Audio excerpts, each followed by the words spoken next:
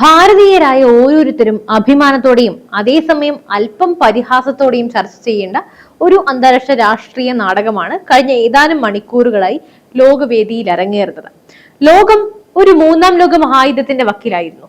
ഒരു വശത്ത് American president Donald Trump തന്റെ സ്വതസിദ്ധമായ ശൈലിയിൽ ഇറാനെതിരെ കടുത്ത ഭീഷണി മുഴക്കുന്നു. ഇന്ന് രാത്രി കൊണ്ട് ഇറാൻ നശിക്കും, ഇറാൻ എന്ന ശത്രുവിനെ ഭൂമുഖത്ത് നിന്നും തുടച്ചു നീക്കുമെന്ന ട്രംപിന്റെ ആ ഭീഷണി ലോകത്തെ മുഴുവൻ വിറപ്പിച്ചു.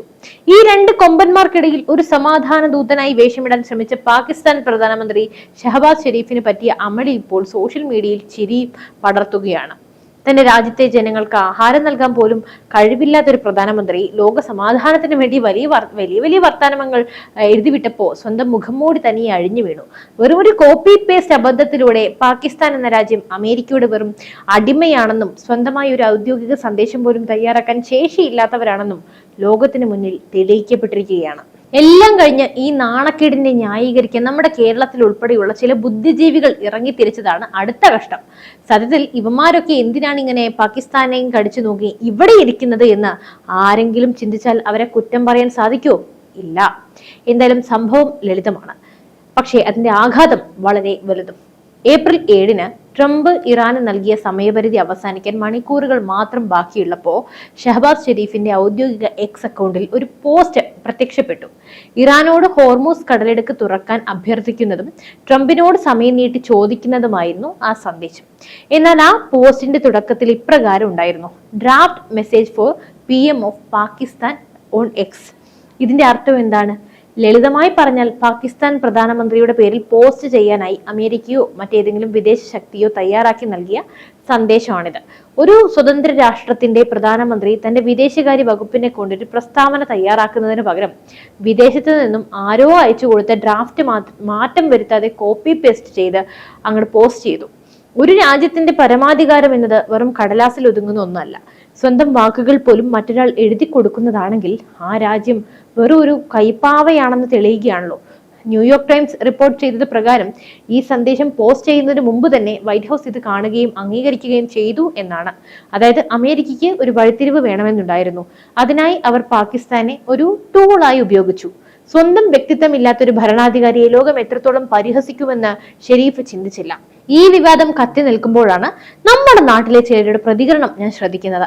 പാകിസ്ഥാൻ പ്രധാനമന്ത്രിയുടെ ഈ മണ്ടത്തരത്തെയും അടിമത്തത്തെയും ന്യായീകരിക്കാൻ കേരളത്തിലെ ചില സൈബർ പോരാളികൾ മത്സരിക്കുകയാണ്. ഇതൊരു വലിയ മാസ്റ്റർ പ്ലാൻ ആണ്, പാകിസ്ഥാൻ ലോകത്തെ യുദ്ധത്തിൽ നിന്നും രക്ഷിച്ചു എന്നൊക്കെയാണ് ഇവരുടെ വാദം. സത്യം പറഞ്ഞാൽ ഇവന്മാരൊക്കെ എന്തിനാണ് ഇങ്ങനെ പാകിസ്ഥാനെ സപ്പോർട്ട് ചെയ്ത് ഇവിടെ നിൽക്കുന്നത് എന്ന് ആലോചിക്കുമ്പോൾ അത്ഭുതം തോന്നുന്നു. ഒരു വശത്ത് ഭാരതം ചന്ദ്രനിലും ചൊവ്വയിലും തൊടുമ്പോൾ G20 ഉച്ചകോടി നടത്തി ലോകത്തെ നയിക്കുമ്പോൾ മറുവശത്ത് മറ്റു രാജ്യം തയ്യാറാക്കി നൽകുന്ന തിരക്കഥയിൽ അഭിനയിക്കുന്ന ഒരു പാവ പ്രധാനമന്ത്രിയെയാണോ ഇവർക്ക് മാതൃക? കഷ്ടം തന്നെ. ഇന്ത്യയിൽ ഇരുന്നു കൊണ്ട് ഭാരതത്തിന്റെ നയതന്ത്ര വിജയങ്ങളെ കാണാതെ പാകിസ്ഥാന്റെ ഇത്തരം കോമാളിത്തരങ്ങളെ പിന്തുണയ്ക്കുന്നവരുടെയൊക്കെ ചിന്താഗതി എത്രത്തോളം ദയനീയമാണ്, എത്രത്തോളം അപകടകരമാണ്. സ്വന്തം രാജ്യത്തിന്റെ പ്രധാനമന്ത്രിക്ക് ഒരു സന്ദേശം പോലും സ്വന്തമായി എഴുതാൻ കഴിയില്ലെന്നും അത് മറ്റൊരു രാജ്യം എഴുതി കൊടുക്കുന്നതാണെന്നും തെളിവ് സഹിതം പുറത്തു വന്നിട്ടും അതിനെ ന്യായീകരിക്കാൻ എങ്ങനെയാണ് പാകിസ്ഥാനികൾക്ക് ആകുന്നത്? ഇതിനെയാണ് അന്ധമായ അടിമത്തം എന്ന് വിളിക്കുന്നത്. ഇന്ത്യയിലെ സുഖസൗകര്യങ്ങൾ അനുഭവിച്ച് ഇവിടെ ഇരുന്നു കൊണ്ട് ഇവിടുത്തെ ഉപ്പും ചോറും നിന്ന് ശത്രു രാജ്യത്തിന്റെ കഴിവുകേടിനെ വെള്ളപൂശുന്ന ഇവമാരൊക്കെ എന്തിനാണ് ഇവിടെ ഇരിക്കുന്നത് എന്ന് തോന്നിപ്പോകുന്നതിൽ തെറ്റു പറയാൻ പറ്റുമോ? എന്തുകൊണ്ടാണ് പാകിസ്ഥാൻ ഇത്രത്തോളം തരം താഴ്ന്നത് എന്ന് നമ്മൾ പരിശോധിക്കേണ്ടതുണ്ട്. ആ രാജ്യം ഇന്ന് നേരിടുന്നത് ചരിത്രത്തിലെ ഏറ്റവും വലിയ പ്രതിസന്ധിയാണ്. പാകിസ്ഥാന്റെ ഖജനാവ് അറിയാവല്ലോ, കാലിയാണ്. വിദേശ നാണ്യ ശേഖരം ഇടിഞ്ഞു. IMF-ൽ നിന്നും അമേരിക്കയിൽ നിന്നും ലഭിക്കുന്ന കടം കൊണ്ടാണ് അവർ പോകുന്നത്. ഭക്ഷണം വാങ്ങാൻ പോലും വകയില്ലാതെ ക്യൂ നിൽക്കേണ്ടി വരുന്ന ജനങ്ങളുടെ ഒരു രാജ്യത്തെ പ്രധാനമന്ത്രിക്ക് വിദേശ ശക്തികൾ നൽകുന്ന ഡ്രാഫ്റ്റ് കോപ്പി ചെയ്യുകയല്ലാതെ മറ്റു മാർഗം ഉണ്ടെന്ന് തോന്നുന്നുണ്ടോ? പിന്നെ പാകിസ്ഥാനിലെ ജനാധിപത്യത്തെ കുറിച്ച് സംസാരിക്കാൻ ഒന്നുമില്ല. അതായത് അവിടെ യഥാർത്ഥ ഭരണം നടത്തുന്നത് സൈനിക മേധാവിയായ അസീം മുനീറാണ്. ഷെരീഫിനെ സംബന്ധിച്ചിടത്തോളം ആര് സ്ക്രിപ്റ്റ് നൽകിയാലും അദ്ദേഹം അത് പോസ്റ്റ് ചെയ്യും.